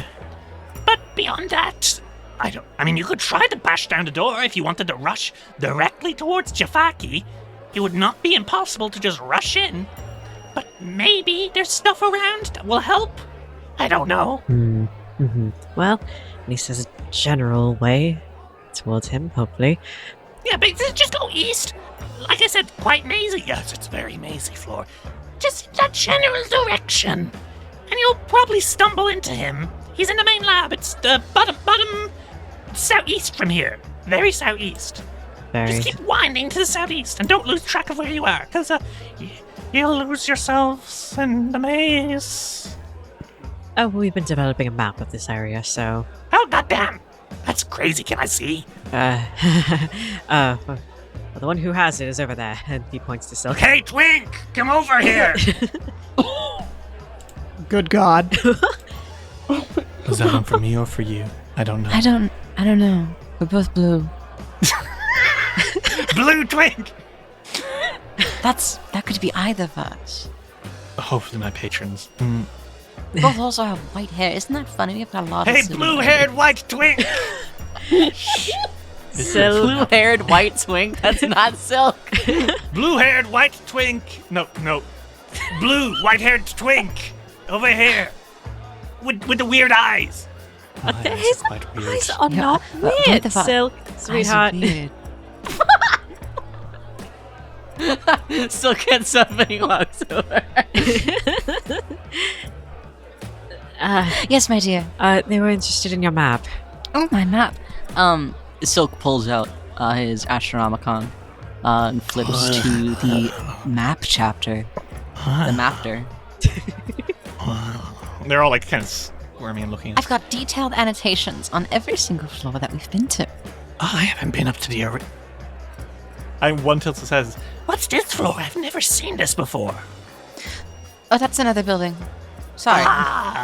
Okay. and I think they gush over your maps for a while.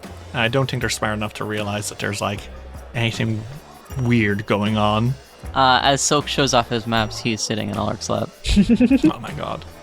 I think you guys have a really good time in the Warped Brew Tavern for a few hours even. This is maybe a safe place.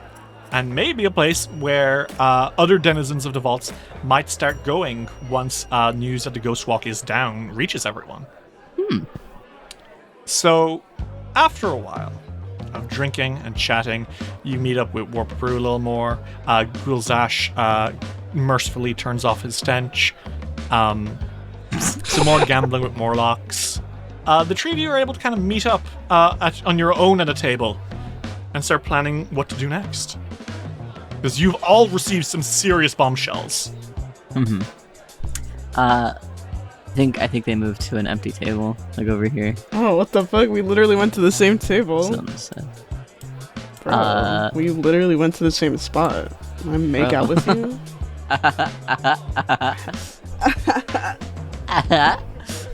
Silk, of course, again, sits himself in Alrik's lap. And I think that he probably immediately brings up... Did any of you hear about the cave-in? Yeah, I heard something about it. I didn't focus on it because I had other info. 2 years ago, there was a cave-in. I didn't get any specific cause, aside from, poor building, but apparently the floor beneath this one is the last properly built one. And everything below that is unfinished. Interesting. Very. Well, The sentiment as well about the quack around this floor is not great. I'm gathering. well, I talked to a kobold who felt like she was a devil. Like, I could feel it, but she's a kobold. She was just raised around devils on the next floor down, which she insists are still full of devils, which is not, that's not what we were told before. Actually filled with the devils, and it's hell. Yeah. What the fuck? I don't know.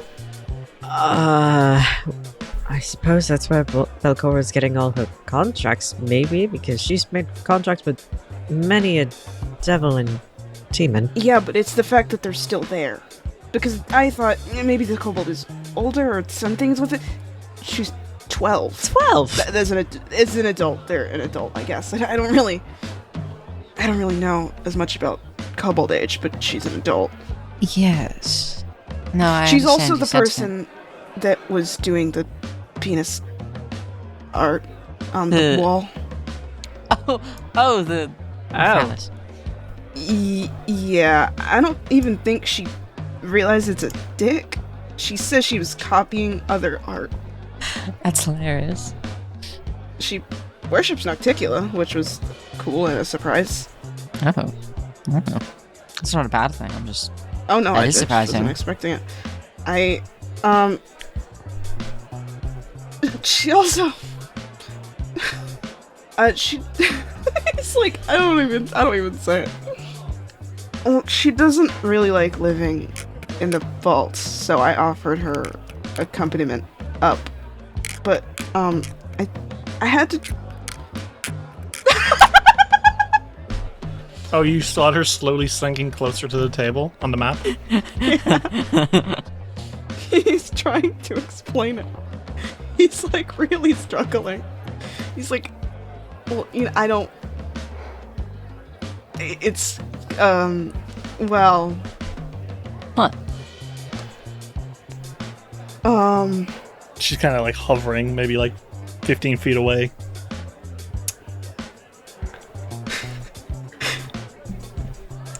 We might have a new companion.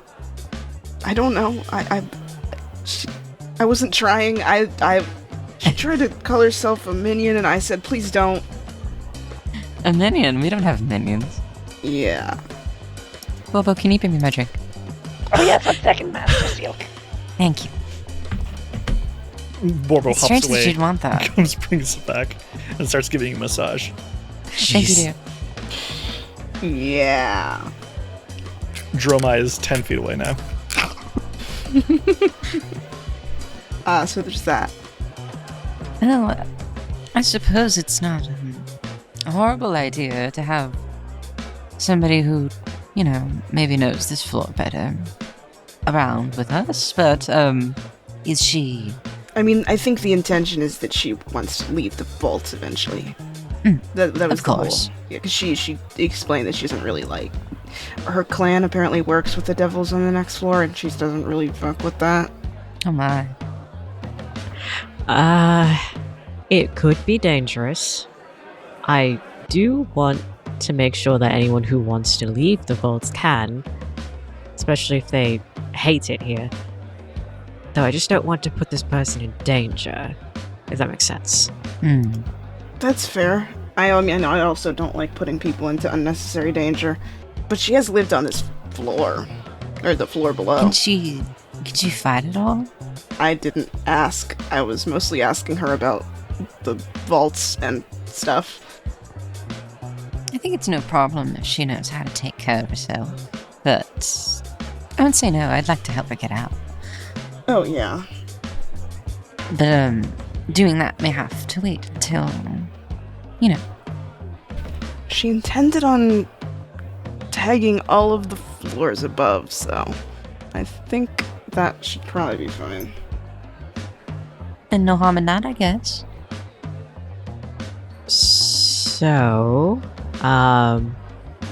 Jafaki, the man that we have been trying to quickly apprehend, is apparently secluding himself to make sure that all of his experiments are going well in dominating the entire surface. Oh. I got general directions of where he could be.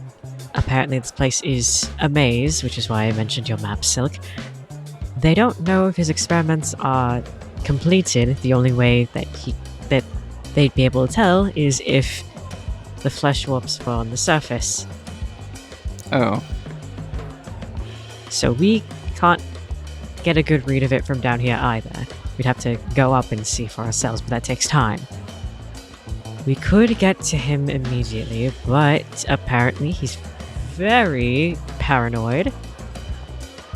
And the main lab is locked by an insane amount of magical locks. Dang it. We could go ahead and try to see his other researchers. Apparently there's another arena down here where they have the experiments fight each other. Oh, great. And that's where the researchers could be, but they could also be anywhere. Yeah. Main lab is southeast of here, and try not to get lost in the maze, because this place is apparently a labyrinth. Oh, goodness. I fear that bodes a little ill for us. We did find flesh warps past the ghost walk. Well, we'll have to handle it sooner rather than later anyways. Yeah. And I guess as soon as we're done here, we map the labyrinth of this floor and find our way to the doctor. Yeah. What are you going to do about Dromai, who's standing 10 feet away still? Do you want her to come? Do you want her to come with you, or do you want to tell her, "Hey, go up to the floors above and tag the place. You'll be fine." She will be happy with either option. I think Silk says, Let the painter paint. Yeah, I mean, that's fine. We can tell her... I mean, the above floors are more generally safe. We could let her know... Or not safe, but better than the ones below. We could We've let done her our know best to clear them out. And all the ones that still have folks up there, we could just tell her to say that she's with us. Mm-hmm. We could leave a note with her. That's true. That is also true. Dear Morlocks, she's with us. Oh my god. a sign around her neck that reads, "Do not fuck with." Fogfen Few. It's like Does Silk have any spare hats? unaccompanied minor on the He planes. always, you know? he always has a spare hat. Oh, you could give Dromai a spare hat as a keep me safe thing. Yeah. Okay. Silk pulls a dashing little what color would he'd be carrying around maybe a white hat. And she kind of like, as soon as you like motion for her to be there, she's like on the table immediately. And she's like, Hi everyone, I'm Dromai, I'm an artist, and I worship Nocticula, and I've got devil powers, and I'm glad to meet you all. Hi, my name's Dromai. What a pleasure. It's good to meet you too. How can I be of service? Dromai, would you mind wearing this for us? Yes, of course. she grabs it immediately. It's a little big on her, but It should help you keep safer on the upper levels. Okay. Some of the people that are up there, they know us and are pretty cool with us. So this way, when you're painting up there, which I think would be the safest thing for you to stick to right now, since we're about to go into a little bit more dangerous territory, then so you can just do your painting thing. Okay. Remember, Okay. it's not magic, so don't catch yourself in anything too dangerous. Of course. Well, I mean, to be honest, if you had taken me along, my first action in every combat would have been to run away. And Godspeed to that. Fantastic. Well, Just so that's you know, okay, yeah. mechanically, yes. Hurried retreat. Requirements. The kobold is adjacent to at least one enemy. The kobold runs away. Has a Pretty bonus to good. speed. She is also That's level pretty good. -1. Level -1. -1. She was not going to be winning any fights. Oh, Oh, I mean, I didn't assume we were no. gonna take her into fights. Yeah. Fiore's like, that's good. But this should keep you out of more fights. Dromai clutches the hat and says, I'll go paint beautiful art on the other floors. I'll tag them so good. Thank you. Bye. and she skitters away, pushes out the doors, and leaves the first Hellscale kobold to ever set foot on the floors above. And as she leaves, Borbo comes out and says, Good riddance, hussy. Whoa. I'm the only minion here. Apologize. She's Your trying to friend. steal my bit. Cobalt. Oh, look at me. I'm a kobold minion. They have a goblin minion. They don't need more. Bad boy. I am not bad. I am... Very I am- bad. No. You have said something Borbo. very mean, and I expect you to apologize for it. Bad boy. Hell no. he crosses his arms, he's What the grumpy. fuck? You gave him one of your hats as well. I gave you. Well, I it's- made you a hat. Yeah. I made think- you an entire outfit. I fixed your arms and your legs, and I made you look so dapper. Yes, I would never make anyone else anything custom like that. Yes, not- well, who's I don't not want you her and Fiore and expecting Alrik. it. I don't think that she's gonna start expecting it. Borbo, She was already watching you so carefully. well, I am protecting my job security. Borbo, I'm the gonna fucking fire mascot you. minion. Borbo, you wouldn't be leaving. Like that, like you're But not. she's a charismatic and beautiful young lady. Do you have like a crush on her? Alrik What the blinks. hell? No, I'm saying she's got more staying power. We need Borbo. more staying power. I'm gonna You've been in- fight to save Silk's minion. You've been And in also, this. her voice is so irritating. It's all high and scratchy. Borbo. That's not a nice thing to say to people. I Oh, said that's that very I- mean. You said That's very. That's cruel. That does not befit a picklebeak. You have not met many pickle beaks. I met you, and you have been outstanding. I don't know what's come over you. What's come over me is I felt threatened. Borbo. When an animal is threatened, it bites. Bobo, you are not an animal. See mine fangs. Oh. Well, you're a friend. We're not chomps a going little to. Oh.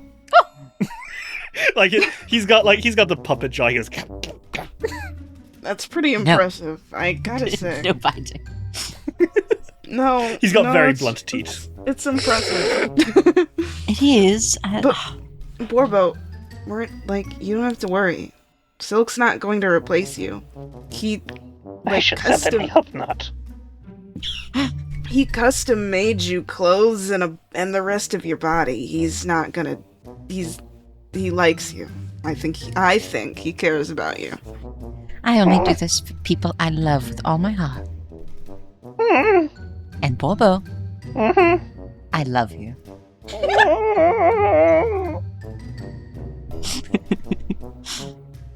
Bobo. Borbo retreats a little bit into your hair behind your hat. I think he got embarrassed. Regardless, so you have options now. You want to go deeper into the laboratories, seeking out wherever Jafaki is, right? Mm-hmm. Now, the options are you can go to the east or you can go to the south. You don't know which will lead to the main laboratory quicker. You could also backtrack and go to the west because there might be some interesting treasure over there. I think at this point they've like probably finished their drinks. But Silk is like kind of playing with the handle of his, and he's like, So we head south? Yeah, we can do whatever, really. I do want to say, before we get going, and while we do have a moment, I'm so sorry. Silk kind of brings one of his hands up, and he brushes Alrik's bangs out of his face, and he says, I'm very, very proud of you. Oh my god. Bruh. The blush meter is broken. He's so red, but he's turned white. it's come back around. This boy is now a bright red, and he just sheepishly looks down, hiding a bit more of his face into his hood, but he's smiling, says, "Thank you. Means a lot." He kisses Alrik on the cheek. It is very warm. Alrik, make a fortitude save to not pass out. Not pass out. They're dating. So maybe a perception check as you kiss Alrik's cheek. Okay. Secret, right? Public's fine. 21. Why does Alrik have a perfectly fossilized skeleton of a tuna in his bag? Oh my god. Darling, what's that? What? Oh, What have you got there? What? What does he have? He pulls out the fossil. He pulls out the fossilized fish and says, "They were gambling, And you won that. along with some gold." And you kept it? Well, that is a perfectly fossilized skeleton of a tuna. I guess. I don't know. It was part of the table. Why do they have it? That's scary. I don't know. It was just. You can't just ask things like that. Just be glad that I wasn't. How did they get it down here? Just be happy that they didn't make me take the jar of spit. The what? Oh my! I'm gonna throw up. Oh. Yes, they Silk hops off of Alrik's lap and like dry heaves. they were gambling with some pretty. They were gambling with some things. Yeah. I need to leave this area. Would you like to head to the south? Is that where you said you were going? Please. Yes. Yeah. Okay. Well, you guys slink down to the south, and you get a few cheers from the Warped Brew Tavern. Shadow Malice cheers for you, and the Morlocks give you like a wow wow wow, a bow wow wow, and you approach to the south. Would you like to open the door? See what's on the other side? Yeah. Okay. Well, who's opening the door? Our beautiful knight, Fiore, would you like the honors? Yeah, Fiore can open the door. Okay, Fiore, you open the door and you see a stairway, and at the bottom of the stairway there's another door. Guys, it's our favorite thing. What the hell is this? Here we go again. Does it go up or down? Yeah, it goes down a flight of stairs. Strange that this floor changes elevations, but whatever. Do you guys want to move forward? Yeah. Okay. You guys make your way down the stairs to the next door, and hopefully there's not another... Oh boy, I hope it's not another corridor with a door at the end. I'll kill myself if it is. Can you open the door? Yeah, Fiore does that. Uh-oh.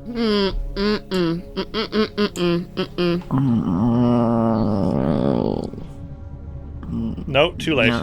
No, close it. What is it gonna do? It doesn't have arms. It does. Oh wait, no, it does. Fuck. Lots of them. Fiore, Alrik, and Silk, as Fiore pushes open the door, you see the next room. It is a long chamber, rounded on both ends, with a door to the north, which you've just came through, and a curved wall of transparent stone to the south. a faint stink wafts from an exit in the west wall. And that's fine. It is a little trippy to see this transparent wall, but I think perhaps more terrifying are the life forms you can see. Because, first of all, you see the researcher. It is disgusting. Hard to describe what this thing is. It looks like I think the best way of describing it is its body looks like a very long slug. It is about as big as a horse, 15 foot long specifically, but as it's kind of like coiled up, you can see it is a very long slug type thing. And it's the top of its head splits into a bony, tree-jawed maw. Like there's a top mandible, a bottom left mandible, and a bottom right mandible. And the skin around the mandible is pulled back to reveal flesh. It has a set of green glowing eyes, like a spider, about 8 of them. And along its long slug snake body, it has dozens of little centipede-like legs. And then its tail splits into 2 prongs, which you can see are able to manipulate things like a hand would. And you see this because it has a wand in one of its tails and a scroll in the other. And you see that it seems to be writing notes with this. Also present in the room are 2 flesh warps. And you can tell pretty easily what these were once. Oh shit.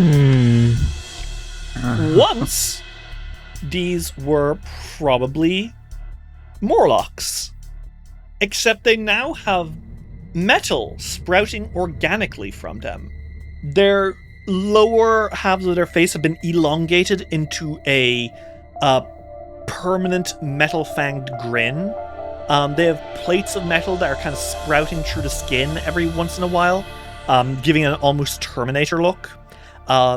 Its spine has jutted out in sharp razors, and then from its back, it has 6 spider-like mechanical limbs, which are wholly organic. And electricity seems to kind of shoot through them, almost like in jolts of nervous agony. At the same time, though, judging by the little giggles they're letting out, you get the feeling that these guys are not particularly bothered by their pain. And if that wasn't bad enough, you see what's on the other side of the glass wall in the testing arena. Rather, you see a splatter of meat hit the glass, like the transparent wall, and slide down. And you see a very dead Morlock flesh warp slithering down the wall. And you see what did that to it. What in the fuck? Oh my god. Oh my god.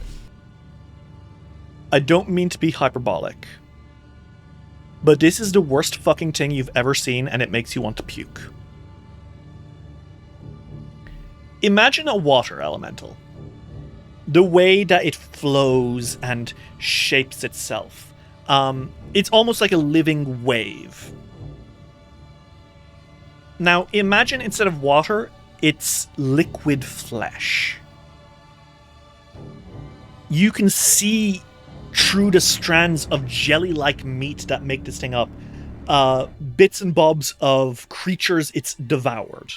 And then you can see giant pustulous boils sprouting and body parts growing within.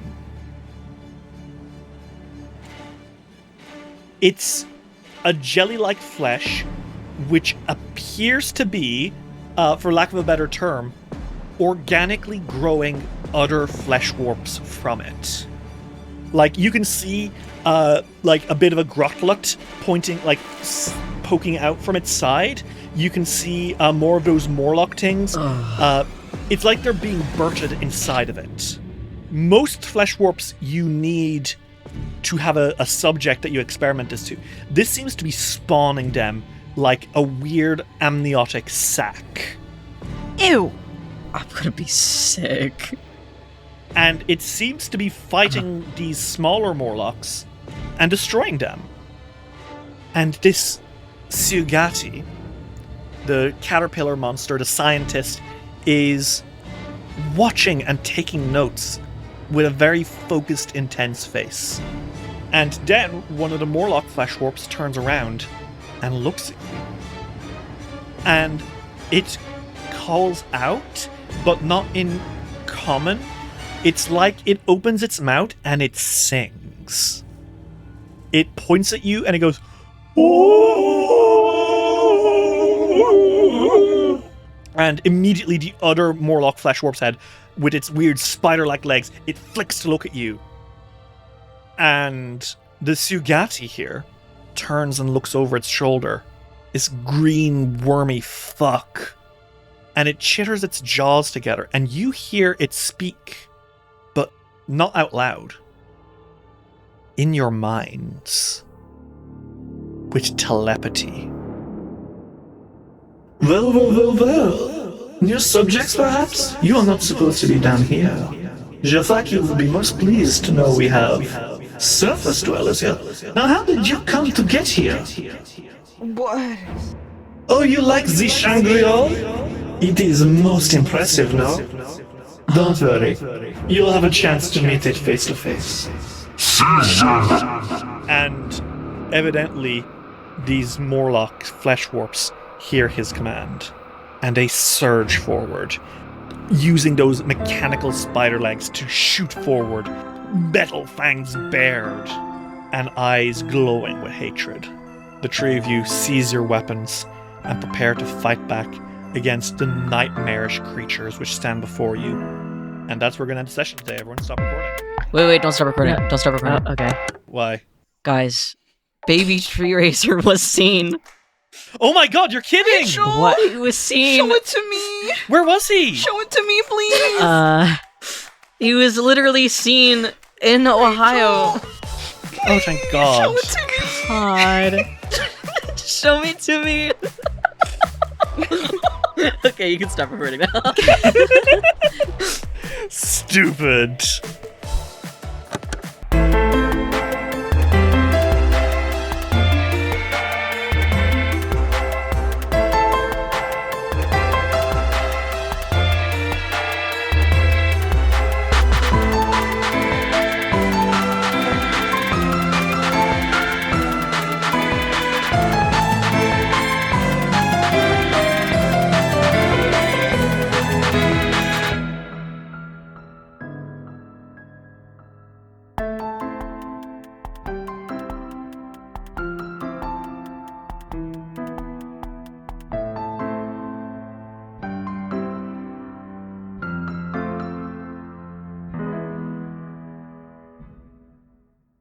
This episode of Dice Will Roll would not have been possible without the support of our patrons. Roxy, Cell Raval, The Proteas Inhibitor, Acid Dialogue, River Sports Artists, Put That Shit on Skibbity, Horror Fan, Lightning Scar, Dr. Caesar MD, A Potato, Derpy Gamer, Quinlan Boss, Princess Alavi, Emily is Gay, Meow Mai, Abigail Wallet, Night the Werewolf Teacher, Ashley, Actually a Bot, Violet, Soul Grease Lobo, Phoebe Jeebies, Daisy Gilliam, Lux Rexus, Baird and Stormcrow, Tony Saunders, Mita, Arave, Moth That Walks, Ferric Falcon, Luis Loza, Aries, Alexander Crizzle, Meg Cohen, Skyly, Jimly Tricked, Transgirl Trish, Bal Punyon, Matthew Wilson Krasovich, Tillen Shark, Glitch HD, Jace Snooks, Jonathan Love, G. Barbera, Luke, Gideon, Simon Strange, Seth, Kira, Lichalope, Gizmo, Cass, Fatal Mackleduff, Ava, Rem T. Bright, Lonesome Chunk, Steph, Sean C., Natasha Lumley, Brianna C., Ellie, Jenna Mitchell, Kane Kendrick, Sky Evangeline, Triceratops, Anna Maria, Jordan, Emily Laderna, John de Bocorder, SS66 Seeker, and Dane Valerie III. If you'd like to see what you can get for helping us keep it rolling, check out patreon.com/diceroll today. This show is part of Poderation, the nerdy podcast network. From D&D and video games through to ancient history and books of all genres, we are a group of podcasts all about things you can nerd the heck out about. We are currently looking for new podcasts to join the network. So if you know someone who wants to take their nerdy podcast to the next level, send them to poderation.com to get in touch.